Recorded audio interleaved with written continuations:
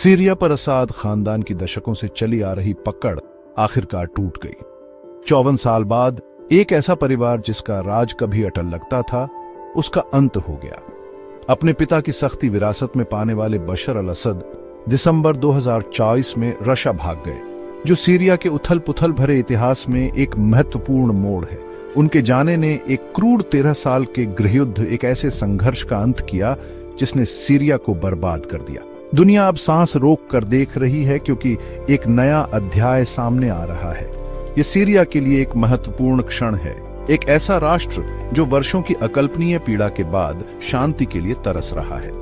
असाद शासन का साया हट गया है, लेकिन संघर्ष के निशान गहरे हैं। लाखों लोग विस्थापित हुए हैं, उनका जीवन हिंसा और विस्थापन से बिखर गया है। आगे की राह कठिन होगी, चुनौतियों और अनिश्चितताओं से भरी होगी। फिर भी खंडहरों के बीच आशा की एक किरण भी है। अपने लचीलेपन और भावना के लिए जाने जाने वाले सीरियन लोगों के पास अब अपने भाग्य को आकार देने का मौका है। इस प्रयास में उनका समर्थन करना अंतरराष्ट्रीय समुदाय का नैतिक दायित्व है। असाद का पतन केवल एक शासन का अंत नहीं है, यह एक राष्ट्र के पुनर्निर्माण का अवसर है।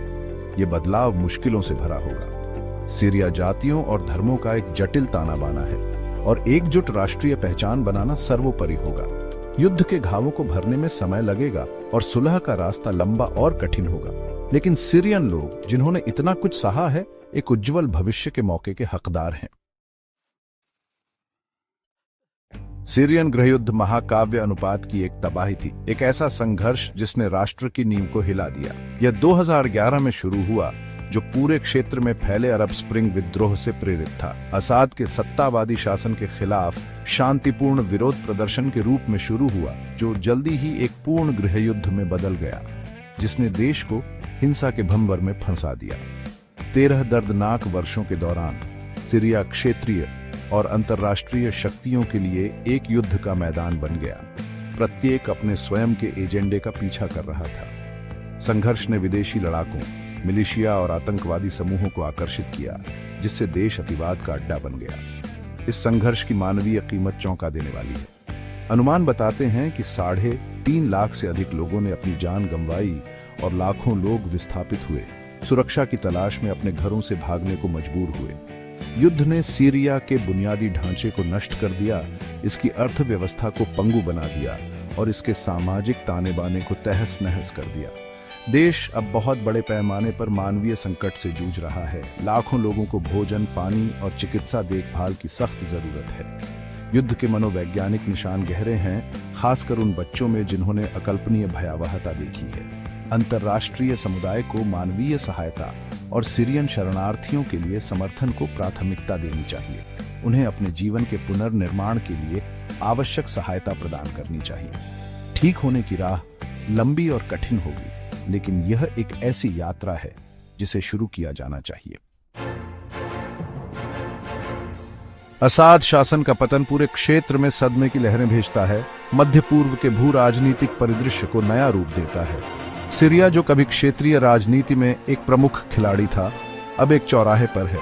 असाद के जाने से पैदा हुए शक्ति शून्य ने अवसर और जोखिम दोनों पैदा किए हैं। क्षेत्रीय और अंतर्राष्ट्रीय कलाकार प्रभाव के लिए होड़ कर रहे हैं। असाद शासन का लंबे समय से सहयोगी रशा अपने क्लाइंट राज्य के पतन के साथ एक महत्वपूर्ण झटके का सामना करता है। 2017 में मॉस्को के सैन्य हस्तक्षेप ने असाद को सहारा दिया, लेकिन रशा को भी एक दलदल में फंसा दिया। अपनी सैन्य सफलता के बावजूद असाद के बाद के सीरिया में रशा का प्रभाव अनिश्चित बना हुआ है। असाद का एक अन्य प्रमुख समर्थक ईरान भी अपने प्रभाव को कम होता देख रहा है। तेहरान ने सीरियन शासन को मजबूत करने में भारी निवेश किया है। इसे इजरायल और पश्चिम के खिलाफ प्रतिरोध के अपने धुरी में एक महत्वपूर्ण कड़ी के रूप में देखते हुए सीरिया में ईरानी प्रभाव का भविष्य एक महत्वपूर्ण प्रश्न चिन्ह बना हुआ है। टर्की, जिसकी सीरिया के साथ लंबी सीमा है, इस स्थिति को आशंका और अवसर के मिश्रण से देखता है। अंकारा उत्तरी सीरिया में कुर्द समूहों से सावधान रहा है, इस डर से कि स्वायत्तता के लिए उनकी आकांक्षाएं टर्की के भीतर कुर्द अलगाववादियों को प्रोत्साहित कर सकती हैं। असाद के बाद के सीरिया में टर्की की भूमिका अपनी क्षेत्रीय महत्वाकांक्षाओं के साथ अपनी सुरक्षा चिंताओं को संतुलित करने की क्षमता पर निर्भर करेगी।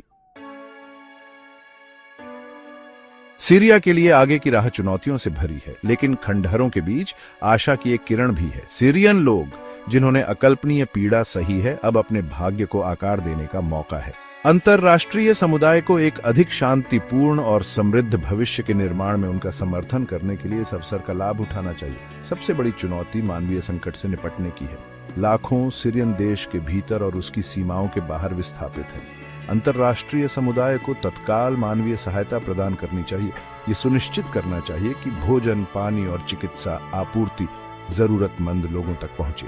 सीरिया के बिखरते बुनियादी ढांचे का पुनर्निर्माण एक और कठिन काम है। देश की अर्थव्यवस्था बर्बाद हो चुकी है और बिजली और पानी जैसी बुनियादी सेवाएं दुर्लभ हैं। सीरिया के बुनियादी ढांचे के पुनर्निर्माण और इसकी अर्थव्यवस्था को फिर से शुरू करने में अंतर्राष्ट्रीय निवेश और विशेषज्ञता महत्वपूर्ण होगी।